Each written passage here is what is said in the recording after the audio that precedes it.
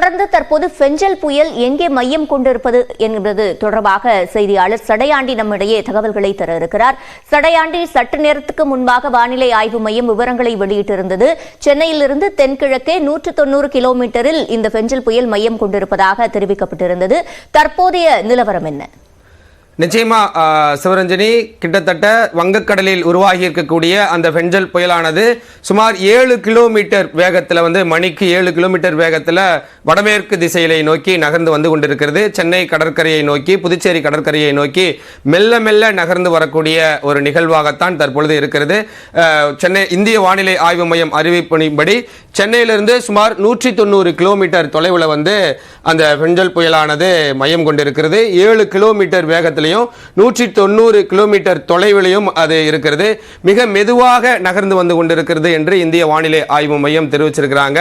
கிட்டத்தட்ட நேற்று இரவுலாம் 10 கிலோமீட்டர் வேகத்தில், அதற்கு முன்பு 13 கிலோமீட்டர் வேகத்தில் நகர்ந்து வந்து கொண்டிருந்த அந்த பெஞ்சல் புயல் கரையை நெருங்க நெருங்க நெருங்க அதனுடைய வேகம் குறைந்திருக்கிறது என்பதையும் இந்திய வானிலை ஆய்வு மையம் தெரிவிச்சிருக்கிறாங்க. தற்பொழுது மழையினுடைய அளவு எப்படி இருக்கும், இதற்கு அடுத்த 4 மணி நேரம், அடுத்த 8 மணி நேரத்தில் மழையினுடைய அளவு எப்படி இருக்கும் அப்படின்றதான் நம்ம இந்த வரைகலை மூலம் பார்க்க போறோம். சென்னைக்கு இந்த பெஞ்சல் புயலானது நெருங்கும் பொழுது மழை பெய்யக்கூடிய மேகக்கூட்டங்கள் எல்லாமே கடற்கரையை நோக்கி, கரையை நோக்கி நகர்ந்து வரக்கூடிய ஒரு காட்சிகளை தான் தற்பொழுது நம்ம பார்த்துக்கிட்டு இருக்கோம். தொடர்ந்து வடக்கிலிருந்து வரக்கூடிய காற்று புயலை தொடர்ந்து புயல் மூலமாக அது உருவாகி இருக்கக்கூடிய அந்த மழை மேகங்களை தொடர்ந்து உள்ளே நகர்த்தக்கூடிய ஒரு நிகழ்வாகத்தான் தற்பொழுது இருக்கிறது.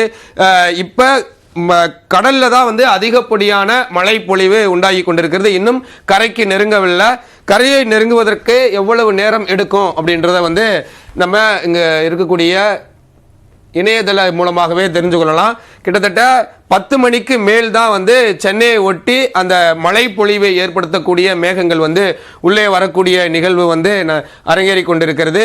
தொடர்ந்து அந்த பெஞ்சல் புயல் கரையை நெருங்கும் போது தான் அதிகப்படியான கனமழை இருக்கும் அப்படின்ற ஒரு புகைப்படத்தையும் நம்மால தெளிவா புரிந்து கொள்ள முடிகிறது. அது மட்டும் இல்லாம கரையை நெருங்கும் பொழுது காற்றினுடைய வேகமும் அதிகமாக இருக்கும் அப்படின்றத சொல்லியிருக்கிறாங்க.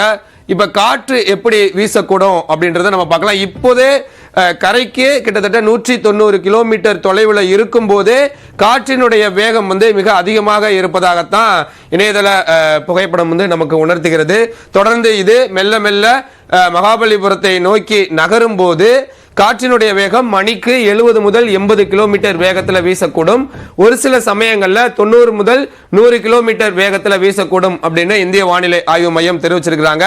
தொடர்ந்து இந்த புயலினுடைய வேகத்தை கண்காணித்து கொண்டே தான் இருக்கிறாங்க. அதனுடைய வேகம் குறைந்திருக்கிறது.